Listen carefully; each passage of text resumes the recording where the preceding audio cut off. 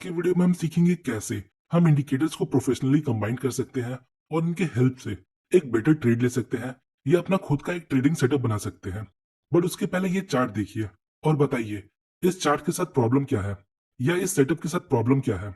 May be आप लोगों में से बहुत से लोग सोच रहे होंगे ये सेटअप तो बहुत अच्छा है और अब मार्केट यहाँ से तेजी से ऊपर जाएगा क्योंकि यहाँ आरएसआई भी ऊपर की तरफ पॉइंट कर रहा है, सीसीआई इंडिकेटर भी ऊपर की तरफ पॉइंट कर रहा है और साथ ही साथ एमएससीडी भी यहाँ ऊपर की तरफ पॉइंट कर रहा है। तो ऐसे सेटअप को देखकर आप लोग सोचोगे तीनों इंडिकेटर यहाँ बुलिश सिग्नल शो कर रहा है, मतलब मार्केट यहाँ से ऊपर जाएगा। बट ऐसा नहीं है। इस सेटअप के साथ प्रॉब्लम ये है कि ये सारे इंडिकेटर्स आपस में कोरिलेटेड है। ये सारे ऑसिलेटर्स है, इनका जो कैलकुलेशन है और इनके पीछे का जो लॉजिक है वो लार्जली सिमिलर है। तो इसी वजह से ये सारे इंडिकेटर्स एक जैसा मूव कर रहे हैं। ऐसा नहीं है कि मार्केट में स्ट्रॉन्ग बुलिश सिग्नल है इसलिए ये तीनों बुलिशनेस शो कर रहे हैं, या मार्केट यहाँ से ऊपर जाने वाला है इसलिए ये बुलिश सिग्नल शो कर रहे हैं, और ना ही यहाँ हाई प्रोबेबिलिटी है। सिंपली ये तीनों सिमिलर मैनर में बिहेव करते हैं इसलिए ये तीनों साथ में बुलिश सिग्नल दे रहे हैं। ये सब सेम मैनर में मूव करते हैं, एक नीचे जा रहा है तो बाकी दो भी नीचे जा रहे हैं। तो यही वो गलती है जो हम एज ए बिगनर ट्रेडर करते हैं। हम क्या करते हैं, तीन इंडिकेटर लगाते हैं सेम नेचर के। अब तीनों का नेचर और बिहेवियर सेम है तो तीनों एक जैसा ही मूव करेंगे, और हम सोचते हैं तीनों इंडिकेटर हमें बाय करने बोल रहे हैं, मतलब सिग्नल बहुत स्ट्रांग है। पर ऐसा नहीं है। So now the question is कैसे हम परफेक्टली इंडिकेटर्स को कंबाइन करें जिसका कोई सेंस बनता हो। सो आइए समझते हैं how to combine trading indicators. तो इसके लिए हम इंडिकेटर्स को उनके पर्पस के हिसाब से कैटेगराइज करेंगे इन बेसिस के अकॉर्डिंग। आइए पहला देखते हैं जो है मार्केट कंडीशन, जिसमें हम उन इंडिकेटर्स को देखेंगे जो हमें ट्रेंड बताए, रेंज मार्केट बताए या वॉलेटिलिटी बताए। तो इसके लिए हम मूविंग एवरेज और एटीआर का यूज कर सकते हैं। इनके अलावा और भी इंडिकेटर्स है पर अभी के लिए इन दो को यूज करते हैं। मूविंग एवरेज को यूज करके हम ट्रेंड और रेंज को आइडेंटिफाई कर सकते हैं। अगर प्राइस मूविंग एवरेज के ऊपर है मतलब मार्केट अभी अप ट्रेंड में है। इसके अपोजिट अगर प्राइस मूविंग एवरेज के नीचे है मतलब मार्केट अभी डाउन ट्रेंड में है। और अगर मूविंग एवरेज प्राइस के बीच में है इसका मतलब मार्केट अभी रेंज में है। Next ATR, average true range. तो ये जो एटीआर इंडिकेटर है ये स्टॉकेस्टिक और आरएसआई का कोरिलेटिव नहीं है। इसके पीछे का रीजन बिल्कुल सिंपल है, क्योंकि ये सब डिफरेंट पर्पस के लिए है। एटीआर मार्केट में वॉलेटिलिटी को मेजर करता है और वहीं आरएसआई और स्टॉकेस्टिक ऑसिलेटर्स है जो 0 से लेकर 100 के बीच मूव करते हैं। तो यहाँ देखिए, यहाँ इंडिकेटर नीचे मूव कर रहा है, इसका मतलब उस पर्टिकुलर टाइम पीरियड में वॉलेटिलिटी डिक्रीज होता है।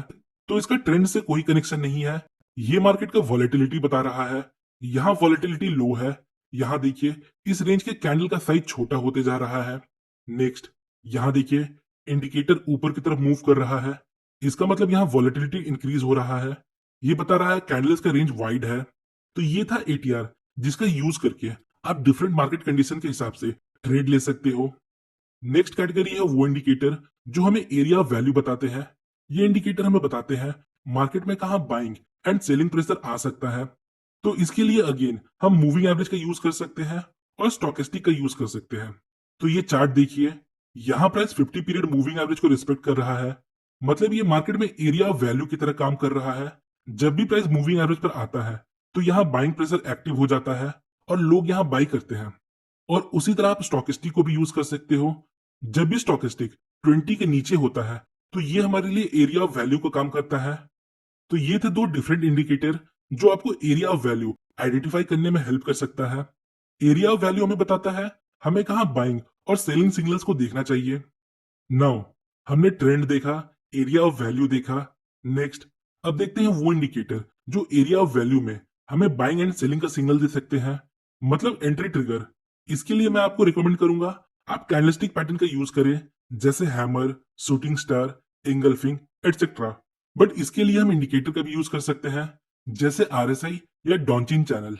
For example RSI momentum indicator है, तो जब आरएसआई 30 को क्रॉस करके ऊपर जाता है इसका मतलब यहाँ बुलिश मोमेंटम आ रहा है और हम 30 के ऊपर बाय कर सकते हैं।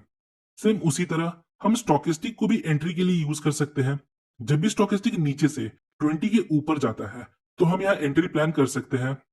और मूव करते हैं फाइनल कैटेगरी ऑफ इंडिकेटर जो हमें ट्रेड मैनेजमेंट में हेल्प करता है, लाइक स्टॉप लॉस सेट करने में, टारगेट के लिए और ट्रेड मैनेजमेंट के लिए। तो इसके लिए हम सैंडविच स्टॉप, पिवट पॉइंट्स और एटीआर का यूज कर सकते हैं। फॉर एग्जाम्पल, पिवट पॉइंट हमें चार्ट पे कुछ इस प्रकार से दिखते हैं, बहुत सारे lines, R1, R2, R3, S1, S2 और S3। So these are the current pivot based on previous day. तो प्राइस यहाँ रेजिस्टेंस फेस कर सकता है और यहाँ फेस कर सकता है और यहाँ। नेक्स्ट, प्राइस यहाँ सपोर्ट फेस कर सकता है और यहाँ सपोर्ट फेस कर सकता है और यहाँ। तो हम इन पिवट पॉइंट्स को प्रॉफिट टारगेट के लिए यूज कर सकते हैं या एग्जिट के लिए यूज कर सकते हैं। नेक्स्ट है एटीआर इंडिकेटर, जिसका यूज करके आप एक बेटर स्टॉप लॉस लगा सकते हो। इसके ऊपर आपको यूट्यूब में बहुत से वीडियोस मिल जाएंगे, आप उन वीडियोस को देख सकते हो। So now the final question, what is the best indicator combination? तो इसके लिए मैं आपको एक सिंपल गाइडलाइंस बताता हूं।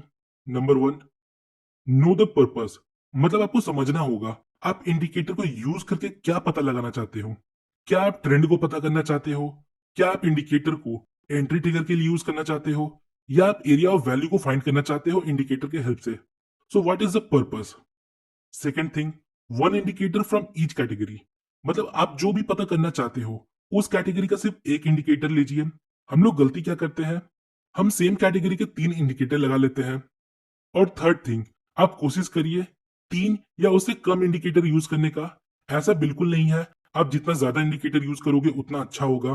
तो हमें ज्यादा इंडिकेटर लगाकर चीजों को कॉम्प्लिकेटेड नहीं करना है, कम से कम इंडिकेटर का यूज करिए और ज्यादा से ज्यादा 3 इंडिकेटर का यूज करिए। और फोर्थ, और कोशिश करिए इंडिकेटर्स को अपने प्राइस एक्शन एनालिसिस के साथ कंबाइन करने का।